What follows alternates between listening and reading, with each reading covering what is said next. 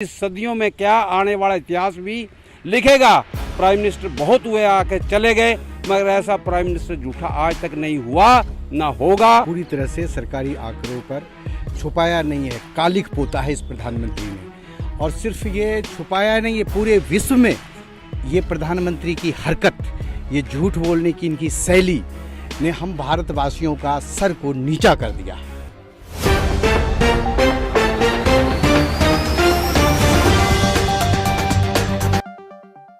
पल न्यूज़ से मैं हूं आपके साथ नदीम अकरम। पार्लियामेंट में खड़े होकर के देश के जितने भी मिनिस्टर हैं वो लोग ताली बजाते नजर आए जब एक बात कही गई कि ऑक्सीजन से देश में कोई मौत नहीं हुई है। कितनी इसमें सच्चाई है और देश की जनता में इस पर उबाल भी है। तमाम लोग हमारे साथ बात करने के लिए मौजूद हैं। सिर्फ यही पूछा जाएगा कि ऑक्सीजन से देश में मौत हुई है या नहीं हुई है। इंतखाब आलम साहब हमारे साथ मौजूद हैं। मैं ये जानना चाहता हूं कि जो मैसेज देने की कोशिश पार्लियामेंट से की गई कि ऑक्सीजन से मौत नहीं हुई, किस तरीके से देखते हैं इन चीज़ों को? देखिए, आपके माध्यम से कहना चाहते हैं कि प्रधानमंत्री जी पार्लियामेंट में मनोहर पोथी पढ़ने का काम किया है। राज्यों से रिपोर्ट जो दिया गया है उनको, चाहे वो कोई भी राज्य हो, उन रिपोर्टों को उन्होंने खड़े होकर सिर्फ पढ़ने का काम किया है। हम आपके माध्यम से ये भी कहना चाहते हैं कि सरकार में ना संवेदना है, ना पार्टी के अंदर उनमें संवेदना है।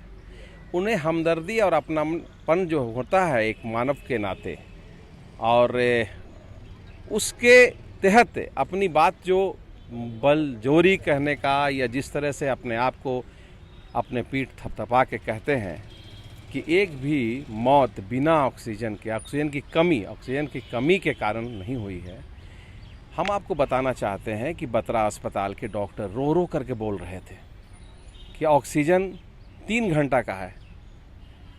गोल्डन टेम्पल जयपुर में ऑक्सीजन के कमी को लेकर के वो बोला कि भाई हम अब बेइज्जत हो जाएंगे और लोगों को बचा नहीं पाएंगे, लोगों की जानें जा रही हैं। आप गंगाराम अस्पताल की जो रिप्यूटेड अस्पताल है वहाँ ऑक्सीजन की कमी हो रही है, आप किसकी बात कर रहे हैं? आपको देश भर में इलाहाबाद और कानपुर और बनारस में लाशें जो फैल रही है गंगा के और जमुना के किनारे, जो बक्सर और आरा तक पहुँच गई, पटना तक पहुँच गई, वो तमाम जो है वो गवाही दे रही है कि बहुत सारी मौत बिना ऑक्सीजन की कमी से हुई है। लेकिन आज वो कह रहे हैं कि नहीं, एक भी मौत नहीं हुई, चूँकि वो राज्य सरकार की रिपोर्ट पढ़ रहे हैं। तो हम इसीलिए कहा आपको कि पहले उन्होंने मनोहर पोथी पढ़ने का काम किया है। आपको हम ये भी कह दें कि जिस तरह से ये देश का अजूबा, देश का इतना बड़ा झूठ जो प्रधानमंत्री संसद में कह करके किया है और उनके सहयोगी लोग, उनके मिनिस्टर से साथ में तालियां बजाए हैं, वो देश देख रहा है कि आप कितने बड़े झूठे हैं, कितने बड़े मकार हैं। देश देख रहा है देश के प्रधानमंत्री कितने बड़े झूठे हैं। किस तरीके से देखते हैं, ऑक्सीजन से मौत नहीं हुई है या सरकारी आंकड़ों को छुपाने की कोशिश है? ये पूरी तरह से सरकारी आंकड़ों पर छुपाया नहीं है, कालिक पोता है इस प्रधानमंत्री ने। और सिर्फ ये छुपाया नहीं, ये पूरे विश्व में ये प्रधानमंत्री की हरकत, ये झूठ बोलने की इनकी शैली ने हम भारतवासियों का सर को नीचा कर दिया है।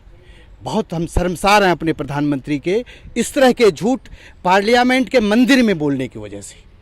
पार्लियामेंट के अंदर ये झूठ तो बोला गया, पर जो समाचार, जो भास्कर पेपर है वो लगातार इस चीज़ को छाप रहा था, उनके ऊपर छापेमारी करा दी गई सिर्फ सच दिखाने के चलते। किस तरीके से देखते हैं, क्या देश में आपातकालीन स्थिति लागू करने की कोशिश चल रही है लोगों की? ये आपातकालीन स्थिति जो है ये बहुत छोटा सा शब्द है इस हिटलर प्रधानमंत्री के लिए।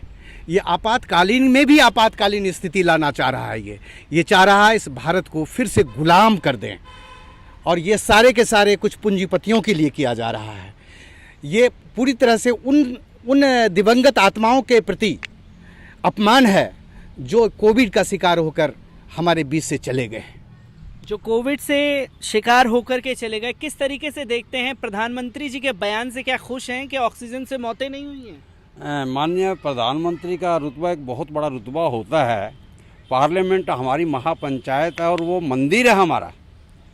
सर्वधर्म समभाव के लिए जहाँ भी इंसाफ होता है तो वो पार्लियामेंट संसद में ही होता है, और संसद के ऊपर तो बड़ी आशाएं होती है। और प्राइम मिनिस्टर तो सभी पार्टियों, वो बीजेपी का, आरएसएस का प्राइम मिनिस्टर नहीं होता, वो पूरे देश का प्रधानमंत्री होता है, वो मालिक होता है, वो बाप होता है।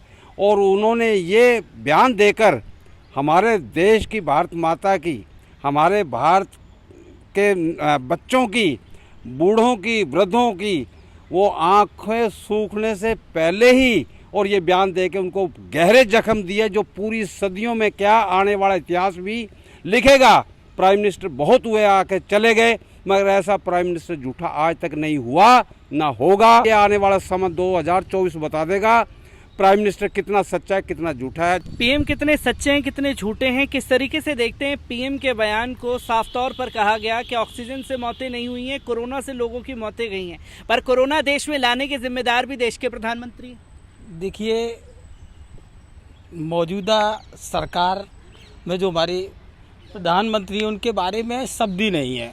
कारण ये है कि उनका जो उत्थान हुआ है, वहाँ जन्म हुआ है, जो नींव की ईंट है उनकी, वो सब झूठ पे है। और जब कोई चीज़ झूठ से शुरू होती है और इतना बड़ा, जब लगातार वो झूठ पे झूठ बोले जा रहे हैं, तो आज जनता भी गुमराह हो गई है।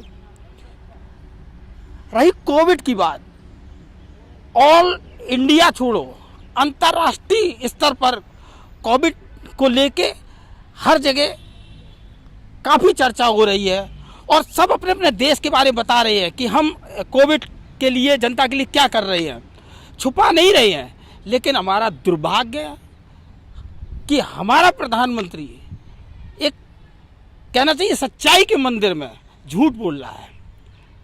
अब हम इस दुर्भाग्य को लेके किस तरीके से फेस कर रहे हैं, उसके लिए कांग्रेस निरंतर प्रयास कर रही है। रही राहुल भैया ने जो कल बयान दिया है, राहुल भैया ने सीधा स्पष्ट किया है कि हम किसानों के प्रति हैं, हम उनके साथ हैं। दूसरा, ये पेगासिस को लेके 2019 में हमारे राज साहब दिग्विजय सिंह ने पार्लियामेंट में बहुत बहस हुई थी, रविशंकर जी को मतलब बोलती बंद हो गई थी, लेकिन तब नहीं सुना गया। जब एक तरफ झूठ हो, एक तरफ सच्चाई हो, हाँ ये ज़रूर है, एक दिन आएगा लोगों को सच्चाई के बारे में पता चलेगा और सच्चाई की जीत होगी। मैं एक आखिरी सवाल इंतखाब साहब आपसे लेना चाहूँगा। जिस तरीके से लगातार मोदी सरकार की तानाशाही चल रही है, क्या इस तानाशाही को 2022 चुनाव में रोका जा सकता है? क्योंकि उत्तर प्रदेश से ही तस्वीरें सारे सामने आई कि लाशों को कुत्ते खाते हुए नजर आए, गंगा में बहा दिया गया। किस तरीके से देख रहे हैं, क्या जनता इसका जवाब देगी? नहीं, बिल्कुल जनता बिल्कुल तैयार है, 2022 का इंतज़ार कर रही है। और यूपी में योगी थू थू हो रहे हैं, सारे लोग थूक रहे हैं। सच्चाई ये भी है कि उत्तर प्रदेश के जो लोग इन बातों को अपनी नज़र से देखे हैं, सुने हैं, इसलिए वो कभी कभी किसी भी कीमत पर उत्तर प्रदेश में पुनः वापसी भारतीय जनता पार्टी की नहीं है। कांग्रेस की हमारी नेता आदरणीय प्रियंका गांधी जी जिन उद्देश्य, जिन मूल मंत्र से घूम रही हैं, जो समर्थन उनको प्राप्त हो रहा है, वो काफ़ी है। कांग्रेस वहाँ सत्ता में आएगी और सरकार वहाँ बनाएगी। चूँकि लोग बहुत त्राहिमाम हो गए हैं, लोग जो है परेशान हैं। आज बेरोज़गारी और भूखमरी की जो स्थिति है, लोग तबाही के कगार पर पहुंच गए हैं। इसलिए उस कगार से निकलने के लिए एकमात्र पार्टी कांग्रेस पार्टी है, जो उसके नस्बुल ऐन है, जो उसके नीति सिद्धांत है, जो उनके बताए हुए रास्ते हैं, उन पर चल करके कांग्रेस को जो पुरानी शक्ति, जो कांग्रेस की खोई शक्ति है, उसको पुनः बहाल करने में प्रियंका जी अकेले अपने साथियों के साथ वहाँ जूझी भी हैं, लग रही हैं और जुझारू साथियों के साथ एक मजबूत सरकार वहाँ देंगी उत्तर प्रदेश में।